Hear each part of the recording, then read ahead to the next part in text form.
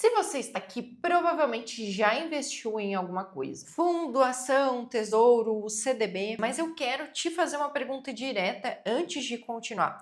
Qual é a sua exposição real a mercados de fora do Brasil? Em porcentagem, pensa agora.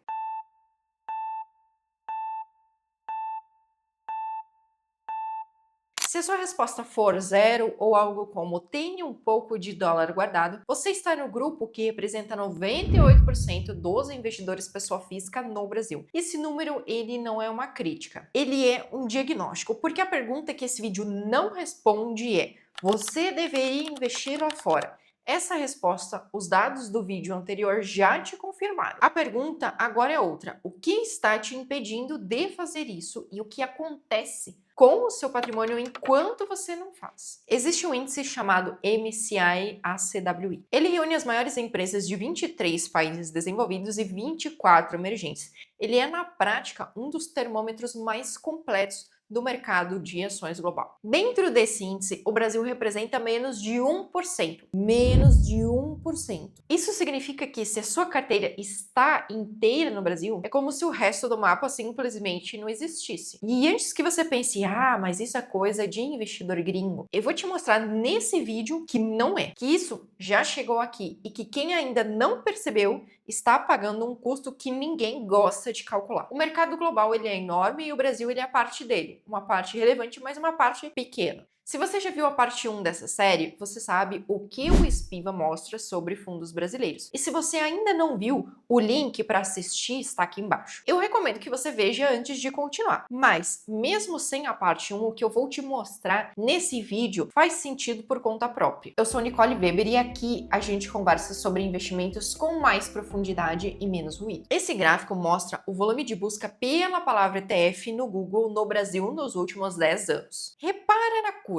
Por muito tempo, praticamente flat. Interesse baixo e constante. Então, a partir de 2020, começa uma virada. O interesse cresce e continua crescendo. Busca no Google não é compra, mas é intenção. É um momento em que alguém decide que quer entender o que é isso e esse movimento de intenção chegou aqui no Brasil com força. Em 2016, a B3 tinha 558 mil investidores em renda variável pessoa física. Em 2025, esse número chegou a mais de 5 milhões e meio, 10 vezes mais investidores em 9 anos. Esse crescimento não veio de investidores institucionais, veio de pessoas físicas. Pessoas que abriram a corretora pela primeira vez, começaram a investir além da poupança e do CDB. E uma parte crescente desses investidores está olhando para fora do Brasil pela primeira vez. Em 2024, os ETFs ultrapassaram 10 trilhões de dólares sob gestão. Para você ter uma ideia, isso é mais do que o PIB de qualquer país do mundo, exceto, claro, Estados Unidos e China. Só nos Estados Unidos, em 2023, os ETFs captaram mais de 600 bilhões de dólares líquidos. No mesmo período, fundos ativos tiveram resgates de quase 300 bilhões. Mas o número que eu quero que você preste atenção não é esse. O número é menos de 1%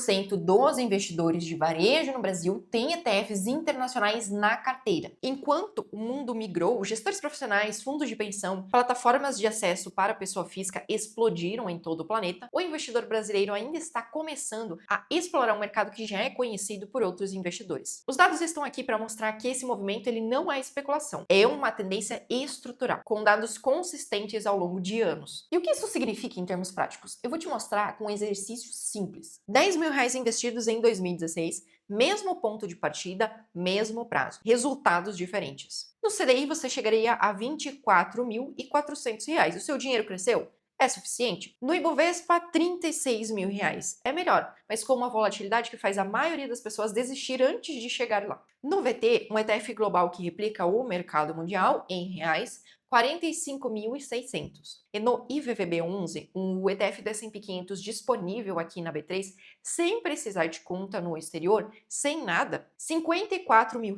A diferença entre o primeiro e último, quase R$ 30 mil com o mesmo capital, o mesmo período, resultados completamente diferentes. Agora imagina isso com aportes mensais, com uma carteira de 50, 100, 200 mil reais. Essa diferença não é mais 30 mil, ela vira dezenas de milhares. Em alguns casos, centenas. E a maioria das pessoas nunca calculou isso, porque ninguém nunca mostrou o lado B do investimento. O relatório Espiva é o principal levantamento global de performance de fundos ativos versus índices. Ele é publicado pela S&P e o Brasil aparece nele. Na janela de 10 anos, 91,8% dos fundos de renda variável ficaram abaixo do benchmark no Brasil. Mas seus dados são tão claros porque a maioria dos investidores ainda não mudou. O perfil de quem investe em ETF mudou e os dados mostram quem está liderando essa mudança. Nos Estados Unidos, a geração Millennium, pessoas entre 25 a 40 anos, é hoje a maior compradora líquida de ETFs entre todas as faixas etárias. Não são investidores com décadas de mercado, são pessoas que estão construindo patrimônio agora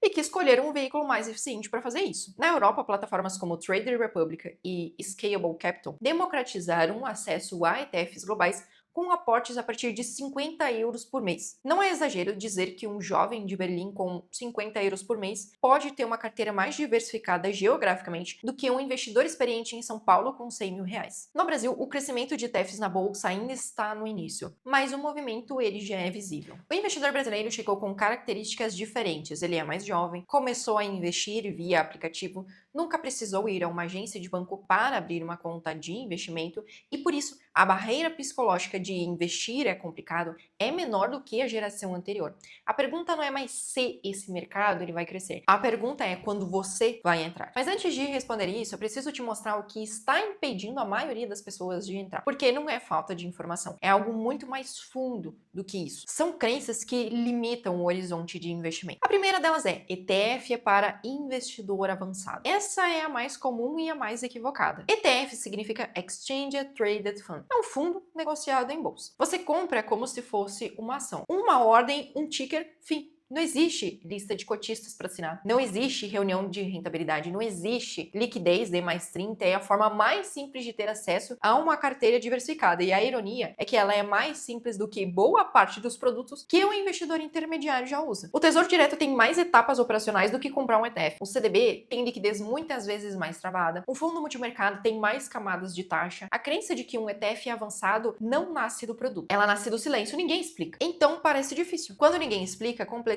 parece risco. A crença número 2 é preciso de muito dinheiro para começar. Essa crença, ela tem um fundamento razoável. No passado, acessos a ativos internacionais exigia mínimos muito altos. Fundos com exposição ao exterior pediam 10, 50, às vezes 100 mil reais. No mercado atual, isso já não é mais assim. O IVVB11 é negociado por cota. O preço de uma cota, ela varia, mas está na ordem de algumas centenas de reais. Você pode comprar uma cota por mês, 2, 3. O aporte é proporcional ao que você tem disponível. Na Europa, pessoas constroem carteiras globais com 50 euros mensais, não porque tem um patrimônio enorme acumulado, porque o veículo permite. O argumento de que preciso de muito dinheiro era algo válido para o produto antigo. O produto mudou, mas muita gente continua presa à lógica anterior. A crença número 3 é que é arriscado por causa do câmbio. O risco cambial, ele existe, mas há uma distinção importante que vale a pena fazer aqui. O risco cambial, ele é bilateral. Ele pode ir contra você se o dólar cair em relação ao real. Seus ativos dolarizados vão valer menos em reais, mas também ele pode ir a favor. E historicamente, em momentos de crise brasileira, ele vai a favor de quem tem exposição ao exterior. Em 2015, o real perdeu aproximadamente 40% do valor em relação ao dólar. Quem tinha ativos dolarizados naquele período viu o valor em reais crescer, exatamente quando o resto da carteira brasileira passava sob pressão. A diversificação cambial não é uma aposta se o dólar vai subir, é uma proteção estrutural para um momento em que o real cai. O que, olhando o histórico brasileiro,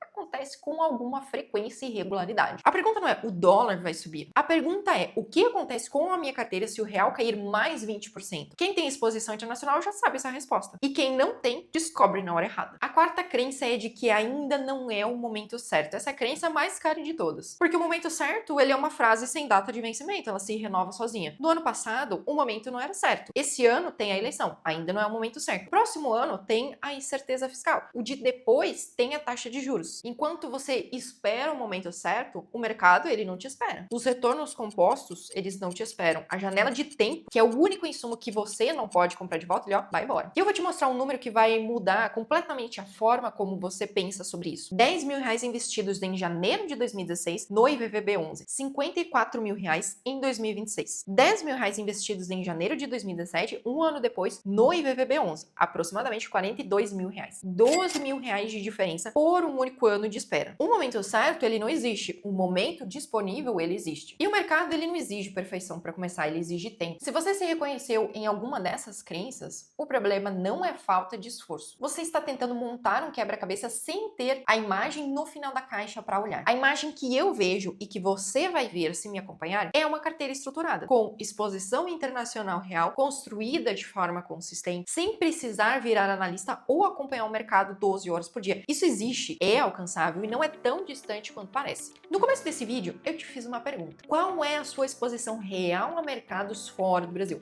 Agora você tem um contexto para responder isso com honestidade. O Brasil representa menos de 1% do mercado global. E isso significa que uma carteira concentrada aqui não está apenas exposta ao Brasil, ela está deixando todo o resto do mapa de fora. Porque o custo de esperar quase nunca aparece no curto prazo, mas ele aparece na estrutura da carteira, ele aparece no patrimônio e aparece principalmente no tempo. E depois que você entende isso, fica difícil de ignorar. Se você ainda não assistiu a parte 1 dessa série, ela explica porque a grande maioria dos fundos ativos perde para o índice no longo prazo e porque o ETF é a resposta estrutural para este problema. O link está aqui abaixo. Inscreva-se no canal para mais conteúdos como esse. Até o próximo vídeo.